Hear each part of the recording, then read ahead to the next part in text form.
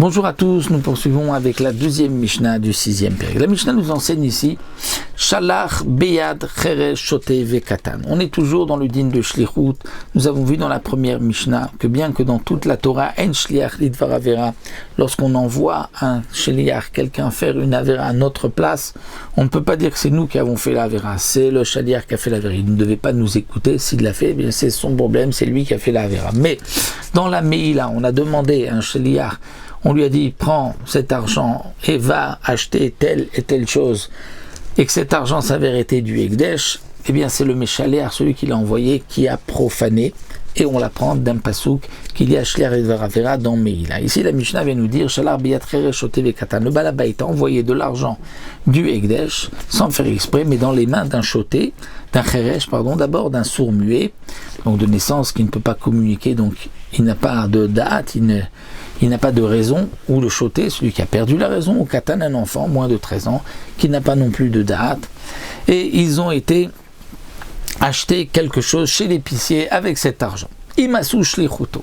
S'ils ont fait ce que le balabait avait demandé de faire, eh bien balabait mal, c'est le balabait qui est moël. C'est le balabait qui est moël, bien que eux n'ont pas de shlichut, n'ont pas de conscience, donc on leur demande de faire quelque chose, ils ne sont pas considérés comme un shliach, on ne peut pas les envoyer comme un shliach pour toute la Torah.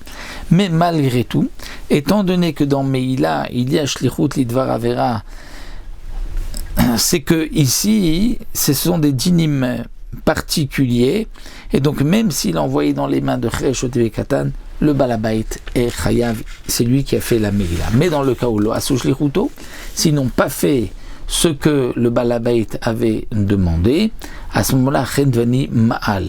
Ce n'est pas donc le balabait qui a Meïla, parce que lui, ils n'ont pas fait ce qu'il avait demandé, ni le Shaliar, parce que Cheresh Shote Vekatan ne sont pas conscients. Donc c'est qui? C'est le Chendvani qui a utilisé cet argent, qui lui est Moël.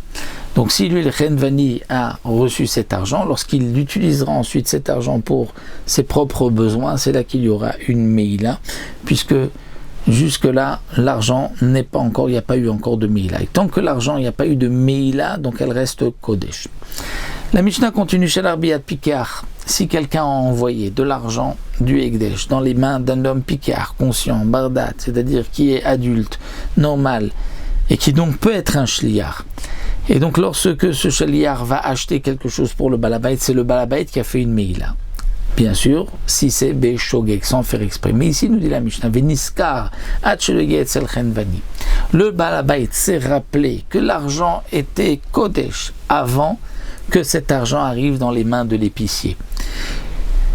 Donc, puisqu'il s'en est rappelé, eh bien, Chendvani Malk Sheyotzi. Le Chendvani, lorsqu'il utilisera cet argent pour ses propres besoins, c'est lui qui sera mort. Pourquoi? Parce qu'étant donné que le balabait s'est rappelé que l'argent est Kodesh, avant que cet argent arrive dans les mains du Chendvani, eh bien, lui, le balabait, n'a pas été Moël. Et nous dit le Barthénora, il faudra dire que le Shaliach aussi s'en est rappelé que c'était de l'argent de Ekdesh, et donc le Shaliach aussi n'est pas Ma'al, n'a pas de Meïla, et donc c'est qui? Il reste que le Chendvani, et puisque c'est dans ce cas-là, c'est le Chendvani qui aura une Meïla lorsqu'il utilisera l'argent. Mais nous dit le Barthénora, si le balabait lui s'est rappelé que c'est l'argent de Kodesh, mais pas le Shaliach, c'est le Shliach qui est Moël, puisque c'est le Shliach qui a donc sorti cet argent sans faire exprès. Qu'est-ce que ça a dit assez? Donc comment faire? Nous explique le Barthénora, si le Chendvani sait maintenant que cet argent est Kodesh avant de l'utiliser, et il a mélangé cet argent avec son propre argent, et donc maintenant il y a de l'argent de Ekdesh, une prouta de Ekdesh mélangée avec son argent, que va-t-il faire? Alors, s'il utilise tout l'argent, il y aura une profanation. Alors, qu'est-ce qu'il va faire? Il n'a pas le droit, puisque c'est donc de l'argent de Ekdesh. Alors, notez le prouta au kliv et yoma. Le Chendvani, pour ne pas qu'il transgresse Meïla, puisque même si maintenant il sait que c'est Ekdesh, s'il transgresse, même s'il n'y a pas de korban, mais il y a un issour de Meïla. Donc qu'est-ce qu'il va faire? Il va prendre une autre prouta ou un kliv et yomari, il va dire prouta chez l'Ekdesh bechoma comme chez la prouta de Ekdesh, là où elle se trouve, mais chulelet alze. Je vais transférer sa kedusha sur cette pièce-là, Parce que Ekdesh nivde bekesef b'shaveh kesef, étant donné que le Ekdesh peut être racheté contre de l'argent ou contre quelque chose qui vaut de l'argent. Et donc, une pièce sur une autre pièce, et la kedusha de la prouta va passer sur l'autre pièce, et à ce moment-là, tout l'argent qui se trouve chez le Chenvani va être donc maintenant choulin profane, et il pourra l'utiliser pour ses utilisations personnelles, puisqu'il y a maintenant une nouvelle pièce qui, elle, va être la pièce du Ekdesh.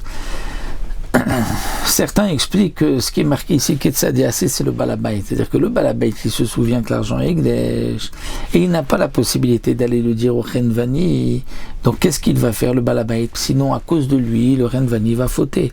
Eh bien, le balabait va prendre une pièce et va dire l'argent du Ekdesh, là où se trouve, je transfère sa gdusha sur cette pièce-là, et à ce moment-là, lorsque le Chenvani utilisera l'argent, il n'y aura pas non plus de profanation. Donc voici pour la Meïla, lorsque on s'en est rappelé au milieu avec le Shiliach, le Chenvani, eh bien, Ezrat Hashem, on se retrouvera avec encore une autre Mishnah concernant toujours la Shlichut.